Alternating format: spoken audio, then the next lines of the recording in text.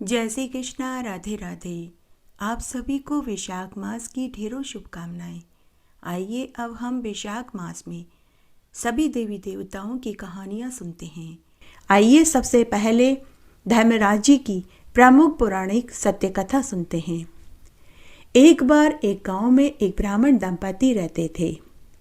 ब्राह्मण दंपति के 2 लड़के थे और एक विधवा पुत्री थी।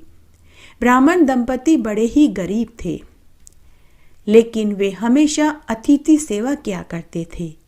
हर रोज एक अतिथि को भोजन कराने के बाद ही वे भोजन करते थे। ब्राह्मण दंपति ने यह नियम ले रखा था। संजोग से अगर किसी दिन अतिथि उनके घर नहीं आता तो वे गाय को घास और चिड़िया को दाना और कुत्ते को रोटी खिलाने के बाद ही भोजन करते थे। तब एक बार की बात है, चौमासे का समय था। लगातार 4 दिन तक बरसात होती रही। ब्राह्मण के आंगन में अतिथि तो क्या, चिड़िया तक नहीं आई। ब्राह्मण अपने नियम का पक्का था, इसलिए उसने 4 दिन तक अन्न जल ग्रहण नहीं किया। ब्राह्मण की यह कठोर परीक्षा थी। वह भूखों मरने लगा। तब भगवान को उसके ऊपर दया आ गई। तब भगवान ने हंस और हंसनी का रूप धारण करके ब्राह्मण के आंगन में आए। स्वयं भगवान विष्णु और माता लक्ष्मी ब्राह्मण का नियम रखने हेतु आए थे। ब्राह्मण कुटुंब यह देखकर बड़ा प्रसन्न हुआ। घर में से दाने लाकर आंगन में डाल दिए, लेकिन हंस और हंसनी ने एक भी दाना नहीं चुगा। यह देखकर ब्राह्मण दंपति दुखी हो गए कि तभी हंस का वाचा फूटा। हंस बोला कि हे ब्राह्मण देव, हम तो मान सरोवर के हंस हैं। हम तो केवल सच्चे मोती ही खाते हैं। यह सुनकर ब्राह्मण दुविधा में पड़ गया। वह मनी मन सोचने लगा कि हमारे खुद के खाने के फाके हैं, सच्चे मोती कहाँ से लाएंगे। लेकिन ब्राह्मणी बड़ी ही समझदार थी। ब्राह्मणी ने हिम्मत जुटाई और गांव के झवेरी के पास गई और अपने घर के कागजात गिरवी रखकर 1.25 सेर मोती उधार मांग लाई और लाकर आंगन में बखेर दिए। हंस और हंसनी ने प्रसन्नतापूर्वक सच्चे मोती खाए और आशीर्वाद देकर पानी पीकर उड़ गए। 4 दिन से भूखे ब्राह्मण दंपति ने अपनी बेटी के साथ भोजन खाया। भोजन खाने के बाद ब्राह्मण की बेटी जब बर्तन मांजने आंगन में आई तो उसने देखा कि एक कोने में एक मोती पड़ा रह गया था। उसने उस मोती को उठाया और तुलसी क्यारे में डाल दिया। दूसरे दिन ब्राह्मण दंपति रोज की तरह सुबह जल्दी उठे। स्नान आदि करके तुलसी क्यारे को सींचने गए तो उसमें देखा कि तुलसी की डाल डाल में सच्चे मोतियों की लड़ी लटक रही थी। यह देखकर ब्राह्मण दंपति और उनकी बेटी आश्चर्य में पड़ गए। ब्राह्मण दंपति समझ गए कि वे हंस और हंसनी कोई और नहीं, स्वयं भगवान विष्णु और माता लक्ष्मी ही थे। फिर ब्राह्मणी ने अपनी तुलसी क्यारे में से सच्चे मोती बीन कर 1.25 सेर सच्चे मोती झवेरी को ले जाकर लौटा दिए और अपने घर के कागजात घर ले आई। झवेरी पानीदार सच्चे मोती देखकर बहुत खुश हुआ। वह मनी मन सोचने लगा कि मैंने तो ब्राह्मणी को हल्के मोती उधार दिए थे, लेकिन यह तो मुझे सच्चे पानीदार मोती देकर गई है। झवेरी ने उन मोतियों की एक माला बनाई और अपनी लड़की के गले में पहना दिया। झवेरी की लड़की उन मोतियों की माला पहनकर नगर के राजकुमारी के पास उनके महल में खेलने चली गई। जब राजकुमारी ने अपनी सहेली के गले में झिलमिलाती मोतियों की माला देखी तो उसने अपने पिता राजा से हट करी कि पिताजी, मुझे भी ऐसी ही माला चाहिए। राजा ने उसी समय झवेरी को महल में बुलवाया और उससे कहा कि जैसी माला तूने अपनी लड़की के लिए बनाई है, ऐसी ही माला राजकुमारी के लिए भी बना कर के दो। झवेरी चिंता में पड़ गया, क्योंकि उसके पास ऐसे पानीदार मोती और नहीं थे। झवेरी ने हाथ जोड़कर राजा से विनती करी और बोला कि हे महाराज, ऐसे पानीदार मोती तो हमारे गांव के ब्राह्मण के घर पर हैं, मेरे पास नहीं हैं। फिर झवेरी ने राजा को पूरी सच्चाई बताई। राजा ने उसी समय ब्राह्मण के घर जांच करवाई तो उसे पता चला कि ब्राह्मण के आंगन में एक तुलसी क्यारा है, उसमें ऐसे पानीदार मोती उगते हैं। यह सुनकर राजा ब्राह्मण के घर एक मंत्री के साथ पहुंचा। पानीदार मोतियों से लचकती तुलसी क्यारी को देखकर राजा को महान आश्चर्य हुआ। राजा के मन में लालच पैदा हो गया। वह सत्ता के जोर पर पूरी तुलसी क्यारी को उठाकर ले जाने लगा, लेकिन यह क्या, राजा के दोनों हाथ तुलसी क्यारी से चिपक गए। राजा न हिल सकता था न डुल सकता था। यह देखकर साथ आए मंत्री ने राजा से कहा कि हे महाराज, मुझे क्षमा करना, छोटी मुंह बड़ी बात कह रहा हूँ। यह तो ब्राह्मण के आंगन का तुलसी क्यारा है। उसके तप के प्रताप और सत के प्रताप से उसके पानीदार मोती पकते हैं, इसलिए आपको यह लालच नहीं करना चाहिए था। अगर आप हाथ छुड़ाना चाहते हैं तो आपको ब्राह्मण से माफी मांगनी होगी, तभी आपको मुक्ति मिलेगी।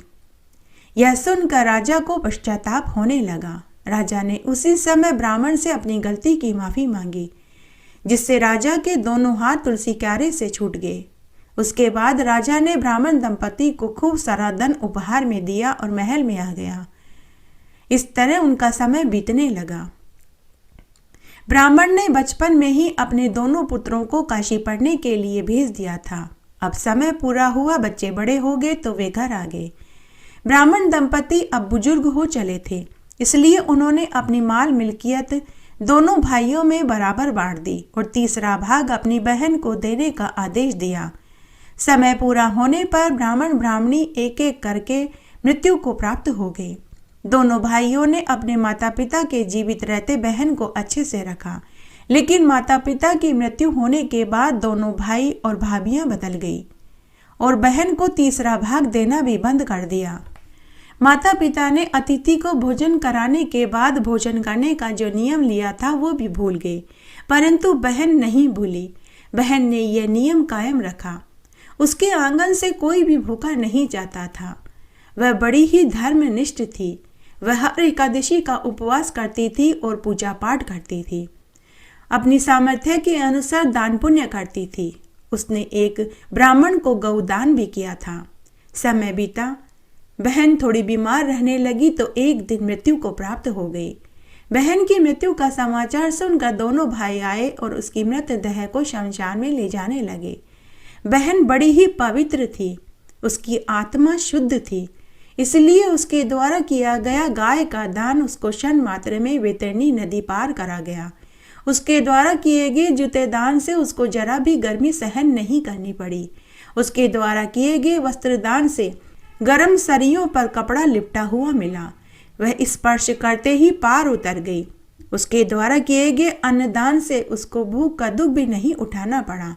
उसकी आत्मा सभी विधन पार करके धर्मराज जी की चौखट पर पहुंच गई। धर्मराज जी ने उसका हिसाब किताब देखा और बहन से बोले कि बहन, तूने अपने जीवन काल में खूब दान पुण्य करे, वह तेरा सब यहाँ संचित है, लेकिन तूने मेरे नाम का कोई व्रत नहीं किया, नहीं मेरे नाम का कोई दान पुण्य किया, इसलिए तुझे नरक में जाना पड़ेगा। तो बहन बोली कि हे धर्मराज जी, मुझे आपके व्रत और नियम का पता नहीं था। अगर मुझे आपके व्रत का पता होता तो मैं उसे जरूर करती। हे धर्मराज जी, आप मुझे 7 दिन के लिए पृथ्वी पर पुनः भेज दीजिए। मैं आपके नाम का व्रत करूंगी और दान पुण्य भी करूंगी। हे धर्मराज जी, अब आप मुझे बताइए कि आपके व्रत की क्या विधि है और यह कब करना चाहिए, कितने दिन करना चाहिए और इसका उद्यापन कैसे करते हैं वो भी बताइए। तब धर्मराज जी बोले कि बहन, मेरा यह व्रत मकर संक्रांति के दिन से शुरू होकर कोई इसे 6 महीने में करता है, कोई साल भर करता है, तो कोई 15 दिन करता है, तो कोई 1.25 महीने करता है। प्रत्येक मनुष्य अपनी सामर्थ्य के अनुसार इस व्रत को कर सकते हैं। व्रत के समय प्रतिदिन घी का दिया जलाना चाहिए, हाथ में चावल रखकर मेरी कथा सुननी चाहिए और अंत में व्रत का उज्जमन करना चाहिए। उज्जमन के समय बांस की एक छाबड़ी लेनी चाहिए, जिसमें 1.25 सेर ज्वार, 1.25 सेर मोती, 1.25 सेर वजन की चांदी की नाव, सिड्डी, कपड़े का टुकड़ा, 1 जोड़ी कपड़े, सोने या चांदी की मेरी मूर्ति। अगर सोने और चांदी की मूर्ति बनाने की सामर्थ्य नहीं है तो इसे फोटो या तस्वीर भी ले सकते हैं। यथाशक्ति सभी सामान लेवें। नैवेद्य में 1.25 सेर आटे की सूखड़ी बना करके उसके 4 भाग करें। एक भाग छोटे बच्चों को देवे, दूसरा भाग गाय के ग्वाले को देवे, तीसरा भाग प्रसाद के रूप में कुटुंब कबीले में बांट देवे और चौथा भाग मंदिर में चढ़ा दें। तब बहन ने कहा कि हे धर्मराज जी, अब आप मुझे 7 दिन के लिए पृथ्वी पर छोड़ दीजिए। मैं आपके इस व्रत को करूंगी और उद्यापन भी करूंगी। उसी समय धर्मराज जी ने उसकी आत्मा को उसके मृत शरीर में छोड़ दिया। नीचे धरती पर उसे जलाने की तैयारी हो रही थी कि तभी लक्ष्मी जी बुढ़िया का रूप धारण करके शमशान में पहुंच गई और उसके भाइयों से बोली कि ठहरो ठहरो, अभी इसे आग मत लगाओ, मुझे लड़की का मुंह देखना है। यह कहते हुए वह शव के पास गई और बहन के मुख पर हाथ फेरने लगी कि तभी बहन उठकर खड़ी हो गई और अंगड़ाई लेने लगी। वहां खड़े सभी लोग यह दृश्य देखकर स्तब्ध रह गए। बहन को जीवित देखकर भाई बहुत खुश हुए। वे अपने साथ उसे अपने घर ले जाने लगे, लेकिन बहन अपने भाइयों से बोली कि भाइयों, मैं अपने ही घर में जाऊंगी। उसके बाद बहन बुढ़िया रूपी लक्ष्मी को अपने साथ घर में ले आई।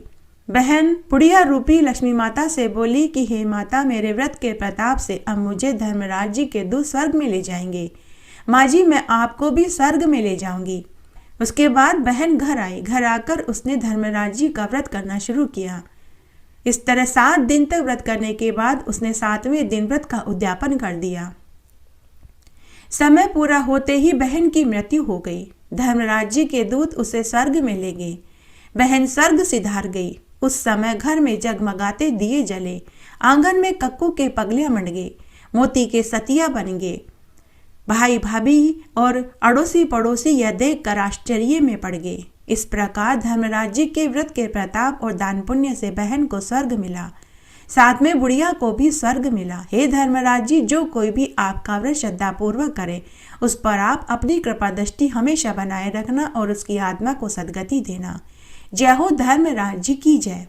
4 दरवाजों की कहानी। एक गांव में एक साहूकारनी थी। उसका भरा पूरा परिवार था। साहूकारनी का पूरा परिवार धार्मिक प्रवृत्ति का था। साहूकारनी सभी तरह के व्रत, उपवास, दान पुण्य करती थी।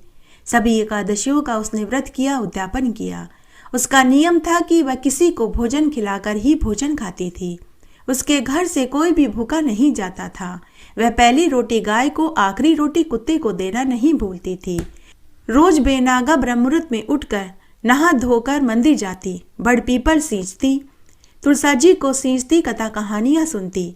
धरती माता की कहानी सुनी, उद्यापन किया। धर्मराज जी की कहानी सुनी, उद्यापन किया। खूब दान पुण्य किया। पोपाबाई की कहानी सुनी, साथ में उद्यापन भी किया। एक ब्राह्मण को गौ दान करा, साथ ही उसने एक ब्राह्मण की बेटी का कन्यादान किया। कार्तिक मास, माघ मास, वैशाख मास और पुरुषोत्तम मास के उसने स्नान किए। वह श्राद्धों में पितरों के निमित्त धर्म कर्म करती थी। कौओं को श्राद्धों में खीर पुए पुड़ी खिलाती थी। गरीबों को अन्न, वस्त्र और तिल का दान करती थी। प्यासों के लिए जेठ मास में उसने प्याऊ खुदवाई। परिवार व रिश्तेदारों को भी वह खूब देन लेन करती थी। जब तक जीवित रही दोनों हाथों से दान करती रही। दान धर्म में उसने कोई कंजूसी नहीं छोड़ी। साहूकारनी के बेटा बहू भी अपनी माँ को दान धर्म करने से कभी मना नहीं करते थे। साहूकारनी पूरी उम्र पार करके मरी।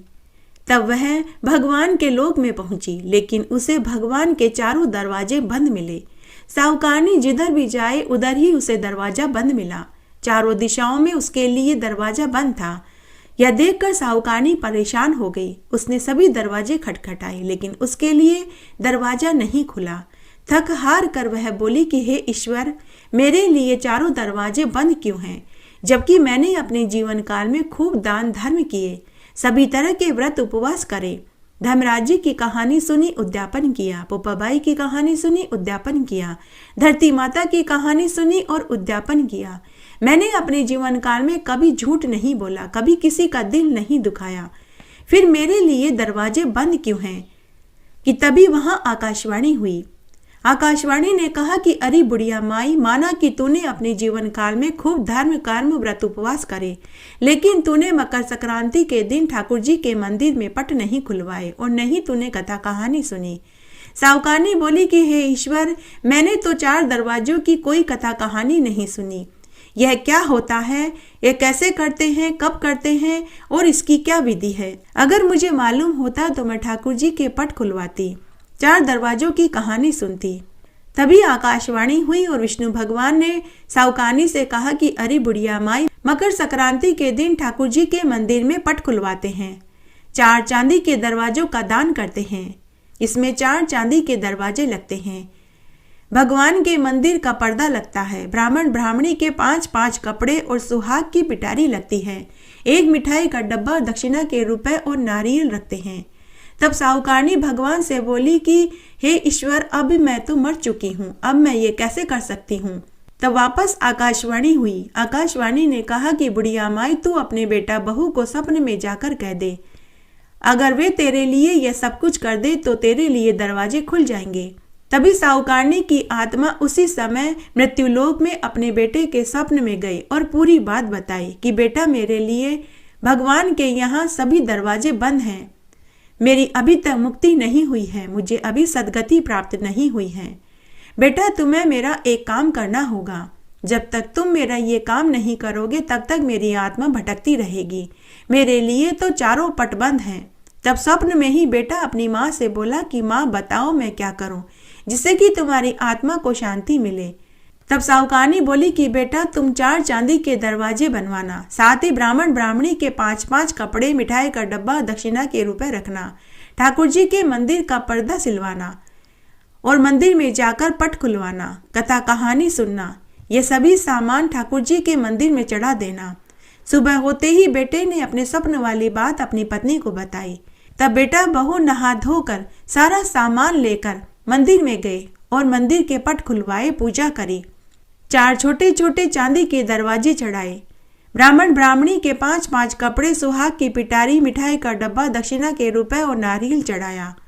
जैसे ही बेटा बहू ने सारे काम करे कि तभी साहूकारनी के लिए एक एक करके सारे दरवाजे खुलते गए। जब साहूकारनी ने पहला दरवाजा खोला तो उसमें गंगा यमुना बह रही थी। साहूकारनी गंगा यमुना में खूब नहाई धोई। फिर उसने दूसरा दरवाजा खोला तो उसमें ठाकुर जी विराजमान थे। साहूकारनी ने वहां बैठकर खूब तन मन से सेवा पूजा करी, पाठ करे, भजन करे। फिर उसने तीसरा दरवाजा खोला तो उसमें 56 भोग पड़े थे। साहूकारनी ने भगवान को, ठाकुर जी को भोग लगाया, फिर खुद प्रसाद खाया। फिर उसने चौथा दरवाजा खोला तो उसमें सोने की खाट पर मुलायम रजाई गद्दे कंबल पड़े थे। साहूकारनी सोने के पलंग पर मुलायम रजाई गद्दों पर सो गई कि तभी आकाशवाणी हुई। भगवान ने बुढ़िया माई से पूछा कि बुढ़िया माई, तुझे बैकुंठ में सुख मिला या नहीं। साहूकारनी बोली कि हे ईश्वर, ऐसा सुख तो मैं हर जन्म में चाहती हूँ। हे भगवान, जैसा सुख साहूकारनी को मिला वैसा हमको भी देना। कहानी कहने वाले को, सुनने वाले को और हुक्कारा भरने वाले को। आइए आज हम धरती माता की कहानी सुनते हैं। एक बार एक बुढ़िया माई थी। वह बड़ी ही धार्मिक प्रवृत्ति की थी। वह सभी तरह के व्रत, उपवास और दान पुण्य किया करती थी। पीहर ससुराल में सभी तरह के नेक चार लेना देना करती थी। पूनम, अमावस्या, एकादशी का व्रत करती थी। पूनम, अमावस्या, एकादशी के व्रत करे और सबके उद्यापन भी करे। यहाँ तक कि धर्मराज जी की कथा कहानियाँ सुनी और उद्यापन किया। चित्रगुप्त जी की कहानी सुनी और उद्यापन किया। पोपाबाई की कहानी सुनी और उसका भी उद्यापन कर दिया। जितने भी व्रत उसने करे, एक एक करके उसने सबके उद्यापन कर दिए। तब एक दिन उसका देवलोक गमन हो गया। जब वह धर्मराज जी की नगरी में पहुंची तो उसे खड़े रहने के लिए जमीन नहीं मिली। वह पूरे समय अधर में ही झूलती रही। तब बुढ़िया माई ने धर्मराज जी से विनती करी कि हे महाराज, यहाँ जितने भी लोग मृत्युलोक से आए हैं सब धरती पर खड़े हैं, बस मुझे ही धरती पर खड़े रहने का स्थान नहीं मिला, जबकि मैंने अपने जीवन काल में कोई पाप नहीं किया। सभी तरह के मैंने व्रत करे, उपवास और दान पुण्य करे, नेकचार करे, बेटियों, भतीजियों और भांजियों के मायरे भरे। तब धर्मराज जी बुढ़िया माई से बोले कि अरे बुढ़िया माई, तू सच कहती है। तूने सभी नेकचार करे, लेकिन तूने धरती माता के नाम की न तो कहानी सुनी, न व्रत किया और न ही उद्यापन किया। तूने 2 फुट धरती मोल नहीं ली। इसलिए तेरा कहना सच है। इसलिए यहाँ जितने भी लोग मृत्युलोक से आए हैं, उन्होंने धरती माता की कहानी सुनी, व्रत किया और उद्यापन किया और 2 फुट धरती मोल ली थी। इसलिए इन्हें यहाँ धरती पर खड़े रहने का स्थान मिला है और तू बीच अधर में ही झूल रही है। तब बुढ़िया माई ने धर्मराज जी से कहा कि मुझे इस व्रत के बारे में मालूम नहीं था। हे धर्मराज जी, अगर मुझे इस व्रत के बारे में पता होता तो मैं जरूर व्रत करती और धरती मोल लेती और व्रत का उद्यापन भी करती। तब धर्मराज जी ने बुढ़िया माई से कहा कि अरे बुढ़िया माई, धरती माता की कहानी 7 दिन तक सुननी चाहिए। इसमें 1.25 मीटर लाल कपड़ा, 1.25 मीटर सफ़ेद कपड़ा लेते हैं। 1.25 मीटर ही जमीन को खोद करके ये दोनों कपड़े बिछाते हैं। फिर उसके ऊपर लाल और सफ़ेद कपड़ा बिछाते हैं। कपड़े के ऊपर रोली से छींटा देते हैं, चावल की ढेरी रखते हैं, मूली का टुकड़ा रखते हैं, नारियल रखते हैं, श्रद्धा अनुसार दक्षिणा के रुपए रखते हैं। मीठे में पताशा, गुड़ और मिठाई रखकर 7 दिन तक किसी ब्राह्मणी से कहानी सुनते हैं। उसके बाद व्रत का उद्यापन करते हैं।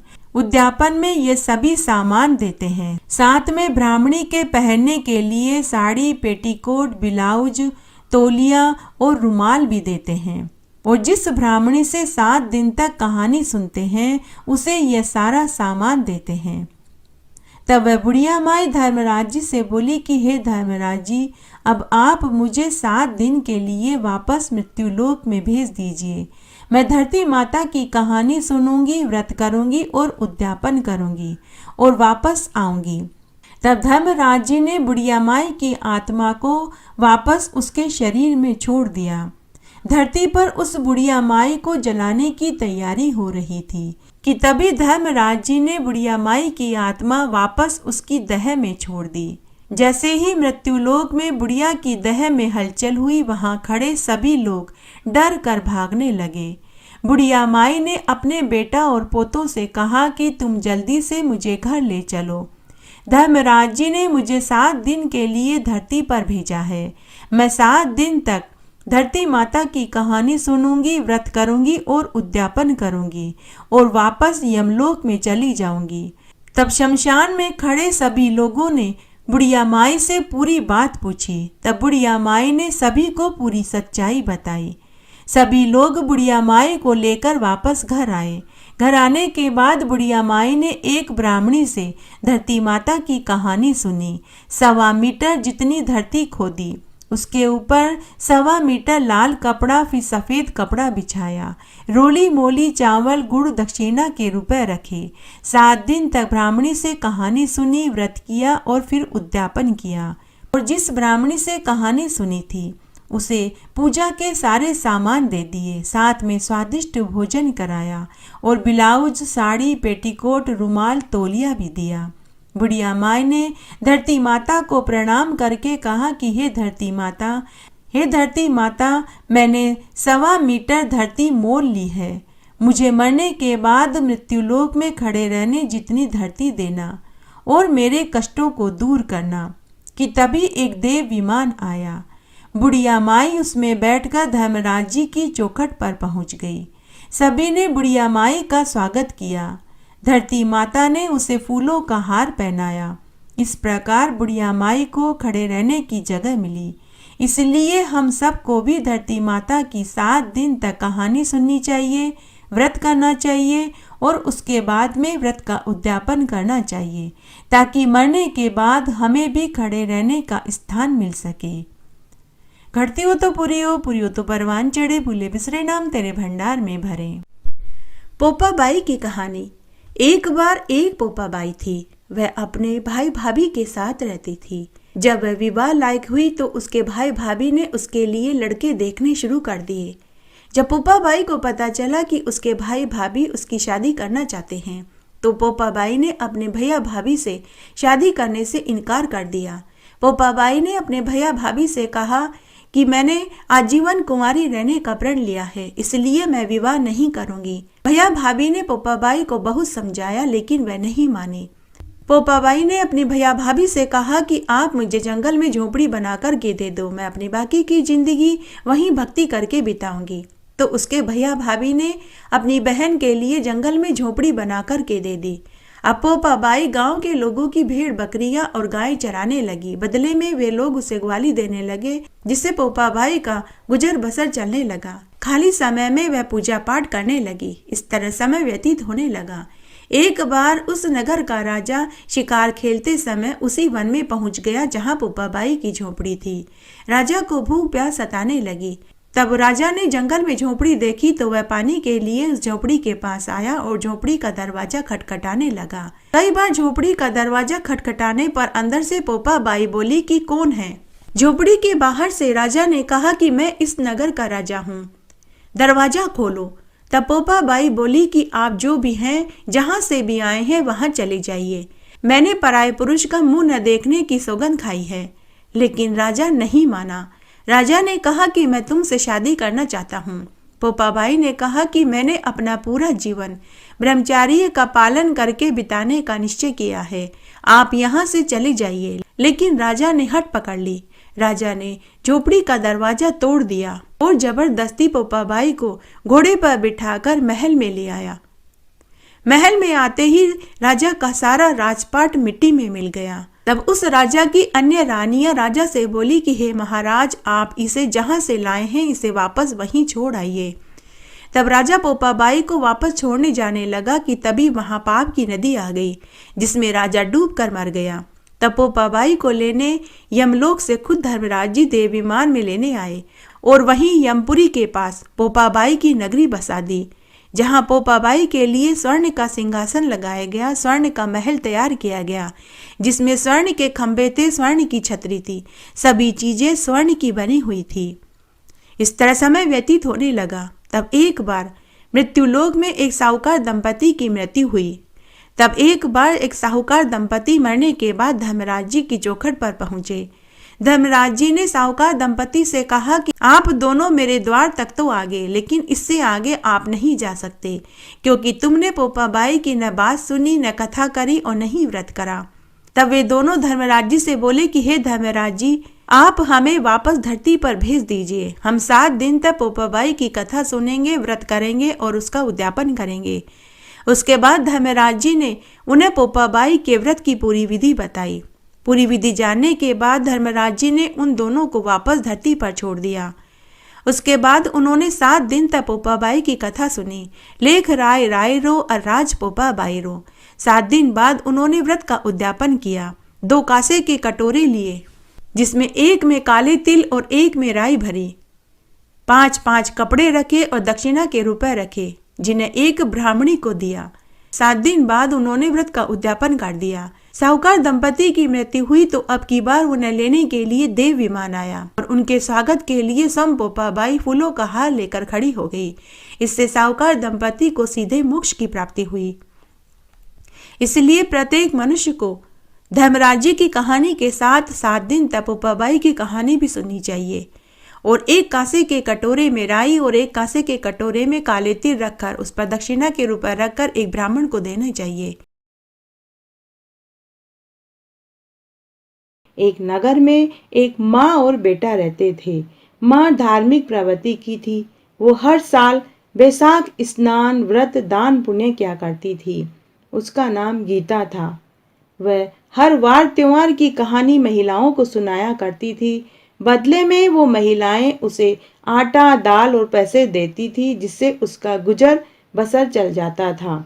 भगवान की दया से उसके घर में कभी किसी चीज की कमी नहीं रही। देखते ही देखते बेटा जवान हो गया। उसकी भी अनाज मंडी में खाता बही संभालने की नौकरी लग गई। तब एक दिन गीता बहन ने एक अच्छे घर की घरेलू लड़की से अपने बेटे का रिश्ता कर दिया। शादी का 1 साल अच्छे से निकल गया। साल भर बाद गीता बहन को पोते का सुख भी मिला। लेकिन 1.5 साल बाद बहू ने अपना असली रंग दिखाना शुरू किया। एक रात बहू ने अपने पति से कहा, देखो जी, तुम्हारी माँ का रोज रोज औरतों को कहानी सुनाना, भीड़ इकट्ठी करना मुझे पसंद नहीं। वो रोज सुबह 4 बजे उठ जाती है, पूरे घर में खटर पटर करती रहती है। मेरी और मेरे बच्चे की नींद खराब होती है। आपको अपनी माँ का बंदोबस्त कहीं और कर देना चाहिए। उन्हें तो कहानी सुनानी होती है, वो अपना काम कहीं भी कर सकती है। गीता बहन दूसरे कमरे में अपने बेटा बहू की सारी बातें सुन लेती है। वो रात को ही अपनी 2 जोड़ी कपड़े और विष्णु भगवान की प्रतिमा एक पोटली में बांध लेती है। सुबह बेटा अपनी माँ से कहता है, माँ चलो मैं तुम्हें मंदिर के दर्शन करा लाता हूँ। गीता बहन अपने बेटे से कहती है, हाँ बेटा चलो, मैं तैयार हूँ। जब गीता बहन अपनी पोटली उठाकर जाने लगती है तो बहू गुस्से से बोलती है, माँ जी आप पोटली में क्या ले जा रहे हो? पहले पोटली खोलकर दिखाओ। गीता बहन की छाती भर आती है और पोटली खोलकर दिखा देती है। उस समय भी उसका बेटा चुप रहता है। वो अपनी पत्नी को कुछ नहीं कहता। दोनों माँ बेटे रास्ते में चलते जाते हैं। तब नगर के बाहर नदी किनारे जगदीश भगवान का एक मंदिर आता है। माँ अपने बेटे से कहती है, बेटा मैं कुछ दिन यहीं रहूंगी, अब तुम घर जाओ, तुम बहुत थक गए होंगे। बेटा अपनी माँ के पैर छूता है और माँ उसे ढेरों आशीर्वाद देती है। बेटा कुछ दिन बाद वापस आने की कहकर जाने लगता है। बेटा माँ को कुछ रुपए देना चाहता है, लेकिन माँ ने पैसे लेने से इनकार कर देती है और कहती है, बेटा जब तुम कमाते नहीं थे तब भी मैंने तुम्हारा और अपना गुजर बसर कर लिया था। तुम मेरी चिंता मत करो, तुम घर जाओ और पोता और बहू का ध्यान रखो। इस तरह गीता बहन उस मंदिर में जाकर बैठ गई और भगवान के दर्शन किए। मन ही मन भगवान से बोली कि हे भगवान जी, मेरी परवरिश में कोई कमी रह गई होगी। मैंने आपकी पूजा पाठ ठीक से नहीं किया होगा, जिसकी मुझे आज ये सजा मिल रही है। तभी वहां मंदिर का पुजारी आता है। उसने कहा, बहन तुम कौन हो? तुम्हें यहाँ पहली बार देखा है। अब शाम होने वाली है बहन, तुम्हें घर जाना चाहिए।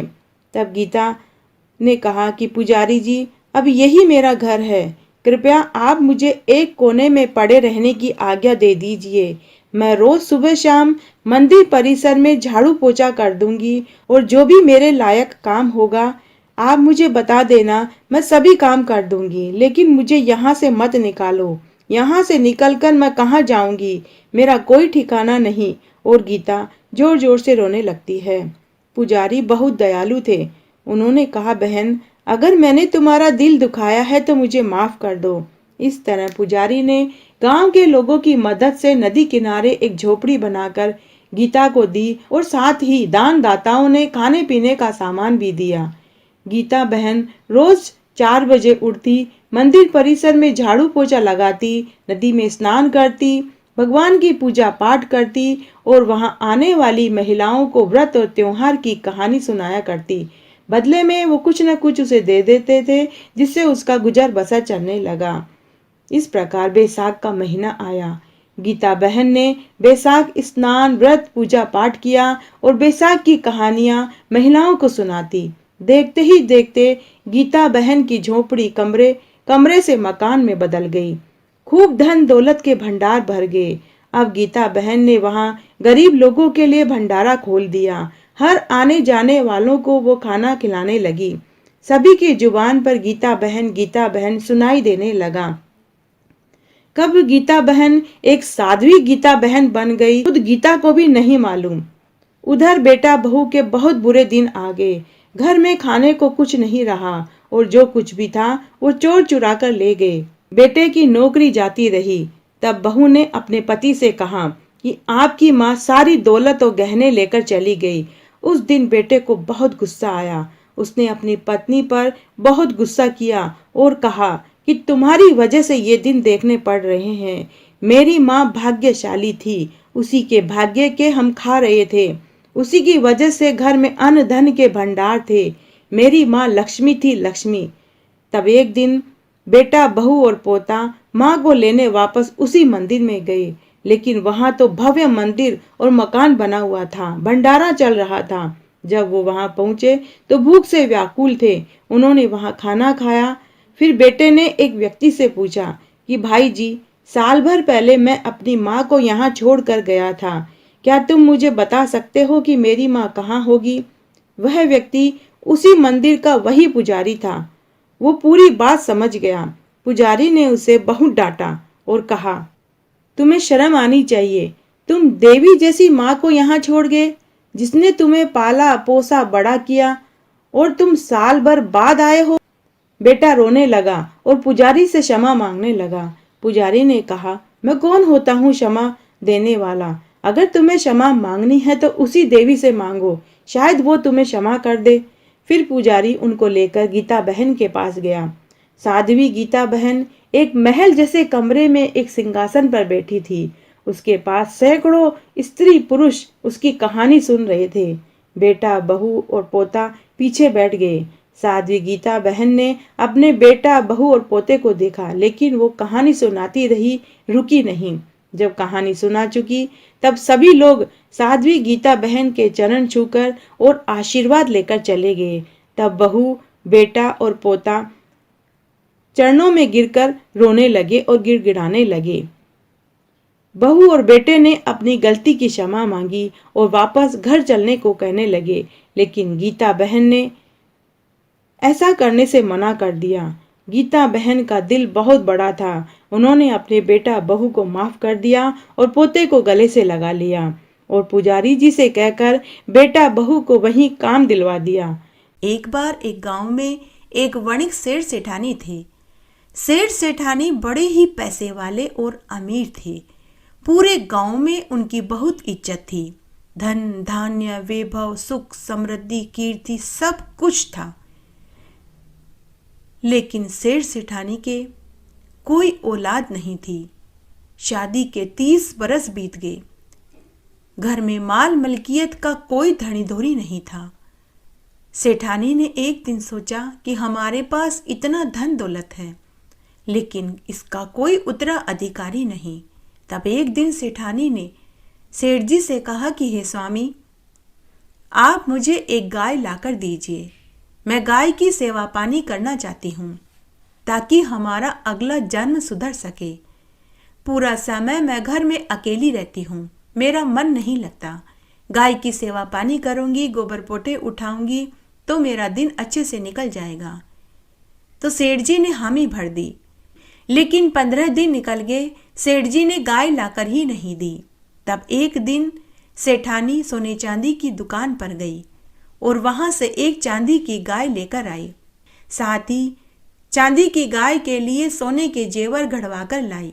गाय के लिए सोने की पायल, गले की कंठी, गले का हार, माथे का मुकुट और सुंदर सुंदर रेशमी कपड़े सिलवा कर के लाई।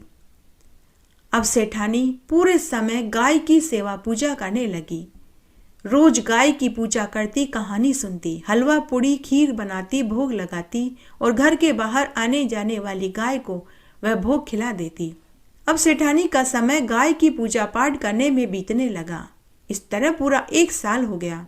तब सेठानी सेठ जी से बोली कि हे स्वामी, मुझे गाय की पूजा करते हुए 1 साल हो गया है।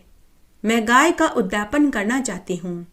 आप कल गांव में से एक ब्राह्मण को भोजन की कहकर आना। सेठ जी ने हामी भर दी। तब सेठ जी गांव में एक पंडित को बुलाने गए और बोले कि हे पंडित जी महाराज, हे पंडित जी महाराज, मेरी पत्नी गाय का उद्यापन करना चाहती है। आप कल मेरे यहाँ भोजन करने के लिए आना। ब्राह्मण ने हामी भर दी। तब शाम को ब्राह्मणी अपने पति से बोली कि हे स्वामी, आप तो कल यजमान के यहाँ जीमने जाएंगे और हम भी प्रसादी खाने मंदिर में जाएंगे। तो ब्राह्मण बोला कि अरे भगवान, मैं कल सेठ जी के यहाँ भोजन करने नहीं जा रहा। तो ब्राह्मणी बोली कि क्यों, आप सेठ जी के यहाँ खाना खाने क्यों नहीं जाएंगे? तो पंडित बोला कि अरे भगवान, सेठानी गाय का उद्यापन कर रही है। कल मुझे वह भोजन खिलाकर गाय दान में देगी। भगवान, हम एक छोटी सी झोपड़ी में रहते हैं। मैं तुम सबके भोजन का इंतजाम बड़ी मुश्किल से कर पाता हूँ। गाय को हम क्या खिलाएंगे पिलाएंगे और गाय को कहाँ बांधेंगे? भगवान, गाय को कभी छाया में तो कभी धूप में बांधना पड़ता है। अगर मैं गाय की सेवा पानी अच्छे से नहीं कर पाऊंगा, गाय को अच्छे से खिला पिला नहीं पाऊंगा, तो मेरे ऊपर गाय की हत्या का पाप चढ़ जाएगा। भगवान गाय में 33 कोटि देवी देवताओं का वास होता है, इसलिए मैं सेठानी के यहाँ भोजन करने नहीं जाऊंगा।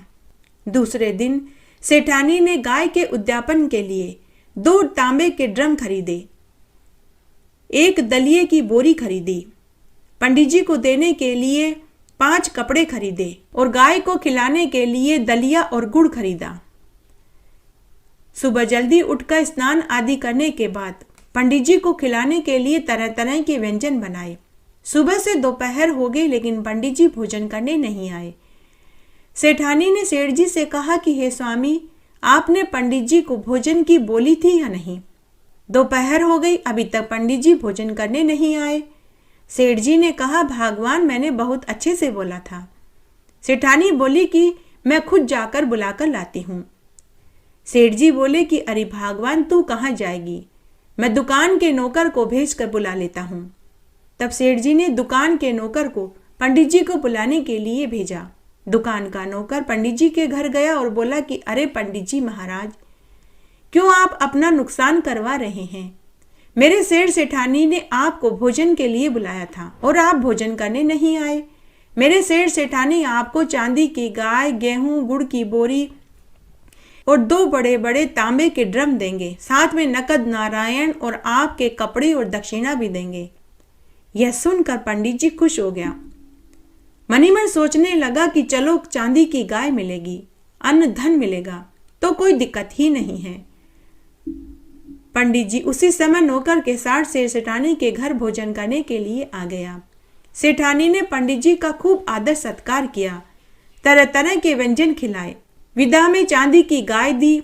गाय के सोने चांदी के गहने, कपड़े, दलिये और गुड़ की बोरी, पानी के लिए 2 तांबे के ड्रम, पंडित जी के कपड़े और दक्षिणा के रुपए दिए। साथ ही खूब सारा भोजन भी दिया। पंडित जी यह देखकर बहुत खुश हुआ। पंडित जी ने सेठ सेठानी को ढेरों आशीर्वाद दिए। समय बीतने लगा। इसे संयोग कहें या दुर्भाग्य कहें कि एक दिन सेठ सेठानी की एक साथ ही मृत्यु हो गई। जब उनकी आत्मा यम मार्ग में जा रही थी तो रास्ते में वैतरणी नदी आई। तभी उनके सामने वही चांदी की गाय आकर खड़ी हो गई। सेठानी सेठ जी से बोली कि हे स्वामी, आप इस गाय की पूंछ पकड़ लीजिए, हम वैतरणी नदी पार कर लेंगे। दोनों सेठ सेठानी ने चांदी की बनी गाय की पूंछ पकड़ ली और बड़े ही आराम से वैतरणी नदी पार कर ली। तब सेठ जी ने सेठानी से कहा कि अरे भगवान, तेरा मृत्युलोक में किया गया चांदी की गाय का उद्यापन आज काम आ रहा है। तेरी वजह से आज हमने वैतरणी नदी पार कर ली। तू धन्य है। मेरे पास इतना धन था, फिर भी मैंने अपने हाथ से एक ठेला किसी को दान में नहीं दिया। जय हो गाय माता की। एक बहुत पुराना छोटा सा गांव था। उस गांव में एक विधवा महिला रहती थी। उस महिला को कोई औलाद नहीं थी, वह अकेली रहती थी। एक बार उस महिला को एक साधु महात्मा जी मिले। उस बुढ़िया ने महात्मा जी से अपना दुख कहा कि महात्मा जी, मैंने छोटी उम्र से ही बहुत दुख भोगे हैं। पैदा होते ही मेरे माँ बाप चल बसे। दूर के रिश्ते की मौसी ने मुझे पाल पोस कर बड़ा किया और मेरा विवाह किया। शादी के 4-5 बरस बीते ही नहीं थे कि मेरा पति भी चल बसा। मुझे एक पुत्र का सुख भी नसीब नहीं हुआ। महात्मा जी, मेरे भाग्य में इतनी पीड़ा क्यों लिखी हुई है? मैंने ऐसे कौन से बुरे कर्म किए जिसका मुझे ऐसा फल भोगने को मिला? महात्मा जी, इस जन्म में मैंने किसी को कोई दुख नहीं पहुंचाया। मैंने एक चींटी तक नहीं मारी। फिर मेरे भाग्य में इतना दुख क्यों उठाना पड़ा? तब महात्मा जी बुढ़िया माई से बोले कि बुढ़िया माई, मनुष्य को प्रारब्ध तो भुगतने ही पड़ते हैं। प्रारब्ध भुगते बिना मनुष्य की मुक्ति होना संभव नहीं। बुढ़िया माई, ये तेरे पिछले जन्म के पाप कर्म हैं जो तुझे इस जन्म में भुगतने पड़ रहे हैं। तब वह बुढ़िया माई महात्मा जी से बोली कि हे महात्मा जी, आप मुझे कोई ऐसा व्रत, पूजा, पाठ, मंत्र बताइए ताकि मेरा आगे का जन्म सुधरे। तब साधु महात्मा बोले कि बुढ़िया माई, अमावस्या का व्रत कर। उस दिन बड़ पीपल और खेजड़ी के पेड़ की पूजा कर, दूध दही से सींच, तेरे अगले पिछले सब पाप कट जाएंगे और तुझे सद्गति भी प्राप्त होगी। साधु महात्मा जी बुढ़िया माई से बोले कि बुढ़िया माई, 24 अमावस्या का व्रत और पूजा कर। साल भर तक तू व्रत कर और फिर तू इसका चमत्कार देख। जब 24वीं अमावस्या का दिन आए तब उस दिन व्रत का उद्यापन कर दे, 13 सुहागिनों को भोजन खिला दे। तेरे इस पुण्य का फल तुझे अक्षय मिलेगा। तब वह बुढ़िया माई हर अमावस्या का व्रत और पूजन करने लगी और बड़ पीपल और खेजड़ी के पेड़ की पूजा करने लगी। तब एक दिन उसकी पड़ोसन ने पूछा कि अरे बहन, तू ये किसका व्रत और पूजन करती है? बुढ़िया माई ने साधु महात्मा वाली पूरी बात अपनी पड़ोसन को बताई और कहा कि बहन, मैं हर अमावस्या का व्रत करती हूँ और बड़ पीपल और खेजड़ी के पेड़ की पूजा करती हूँ। तब पड़ोसन बोली कि बहन, आज से मैं भी तेरे साथ अमावस्या का व्रत करूँगी, पूजन करूँगी। तू मुझे भी कहानी सुना दिया कर, मैं तेरे साथ ही बड़ पीपल और खेजड़ी के पेड़ की पूजा भी करूँगी। इस तरह दोनों पड़ोसने अमावस्या का व्रत करने लगी और बड़ पीपल और खेजड़ी के पेड़ की पूजा करने लगी। जब 24वीं अमावस्या आई तो बुढ़िया माई ने 13 सुहागिन ब्राह्मणियों को भोजन कराया। उस दिन उस बुढ़िया की पड़ोसन की 12 अमावस्या ही पूरी हुई थी। वो बार बार अपनी बुढ़िया पड़ोसन के घर की ताका झाकी कर रही थी, उसे बेचैनी हो रही थी। उस रात्रि को बुढ़िया माई को लेने के लिए देव विमान आया। उसकी पड़ोसन को तो पहले से ही नींद नहीं आ रही थी। जब उसने अपनी बुढ़िया पड़ोसन के आंगन में चमकदार रोशनी देखी तो उसने अपने घर के झरोके में से झांक कर देखा तो उसे बहुत आश्चर्य हुआ। उसने देखा कि बुढ़िया को लेने के लिए देवदूत देव विमान लेकर आए हैं। तो उसकी पड़ोसन मनी मन सोचने लगी कि मैं भी इस विमान में बैठकर स्वर्ग चली जाती हूँ, किसी को क्या पता लगेगा। वह चादर ओढ़कर देव विमान में जाकर बैठ गई। तब देवदूत बुढ़िया माई को, जो कि दिव्य देह धारण करके रेशमी वस्त्र पहनकर अलौकिक आभूषणों से सुसज्जित थी, उसे लेकर विमान में लेकर आए और विमान बैकुंठ की ओर उड़ने लगा। तब देव विमान बीच रास्ते में ही हिचकोले खाने लगा। तभी वहां आकाशवाणी हुई कि हे देवदूतों, यह विमान आगे नहीं जा सकेगा क्योंकि इसमें एक दुष्ट पापिन महिला बैठी है। तब देवदूतों ने विमान में देखा तो उन्हें वही महिला चादर ओढ़े हुए विमान में बैठी हुई दिखाई दी। तब देवदूत उसे नीचे गिराने लगे तो वह महिला विनती करने लगी कि मुझे भी बैकुंठ में ले चलो। तो देवदूत बोले कि हमें तुम्हें ले जाने की अनुमति नहीं है, इसलिए तुम्हें नीचे गिराना ही होगा। तब देवदूतों ने उस महिला को नीचे गिरा दिया। वह नीचे गिरते समय बड़ के पेड़ के ऊपर गिर गई, जिससे उसकी मृत्यु तो हो गई, लेकिन अपने पाप दोष के कारण वह पिशाचिनी बन गई और उसी बड़ के पेड़ पर रहने लगी। इस तरह वह उसी बड़ के पेड़ पर 100 बरस तक चिपकी रही। तब एक बार की बात है, बैसाखी अमावस्या का दिन था। उस दिन गांव की कुछ महिलाएं सुबह तड़के 4 बजे उसी बड़ के पेड़ की पूजा करने के लिए पहुंच गई। तो उन्हें बड़ के पेड़ पर हुआ हुआ हुआ की आवाज सुनाई दी। तो उन महिलाओं में से कुछ महिलाएं डर गई और वे बोली कि अरे, इस पेड़ पर कोई भूत प्रेत डाकिन का वास है, हम अभी घर वापस चलते हैं, जब उजास हो जाएगा तब आकर बड़ की पूजा कर लेंगे। लेकिन उनमें एक बड़ी ही समझदार महिला थी। वह बोली, डरो मत, तुम सब यहीं ठहरो, मैं देखकर आती हूँ। तब सबने कहा, नहीं नहीं, हम भी तुम्हारे साथ चलते हैं। तब सभी महिलाएं बड़ के पेड़ के पास पहुंची तो उनमें से वही महिला बोली कि अरे, इस पेड़ पर कौन है? जीव, जिनावर, भूत, प्रेत, डाकिन कौन है? तभी वह पिशाचिन ने अपनी आप बीती उनको सुनाई और बोली कि मैं पिशाचिनी हूँ, लेकिन मैं तुम्हें कोई नुकसान नहीं पहुँचाऊँगी। बहन, मैंने पूर्व जन्म में 12 अमावस्या का व्रत किया। जब मेरी पड़ोसन को लेने देव विमान आया तो मैं उसमें चोरी से बैठकर बैकुंठ जाने के लालच में बैठ गई, तो मुझे इसकी सजा मिली। बहन, आज बैसाखी अमावस्या का व्रत है। अगर तुम मुझे अपनी अमावस्या का फल दे दोगी तो मुझे मुक्ति मिल जाएगी और तुम्हें इसका अक्षय फल मिलेगा। तब वे 4 महिलाएं थीं, तो उन्होंने निश्चय किया, हम अपनी 3-3 अमावस्या का फल इस पिशाचिनी को दे देते हैं ताकि इसकी 24 अमावस्या पूरी हो जाए, ताकि इसका उद्धार हो और हमें पुण्यफल प्राप्त हो। तब उन 4 महिलाओं ने पहले वहां बैठकर बड़ की पूजा करी। फिर एक स्त्री ने अंजलि में जल लिया, बाकी तीनों ने उसके हाथ लगाया।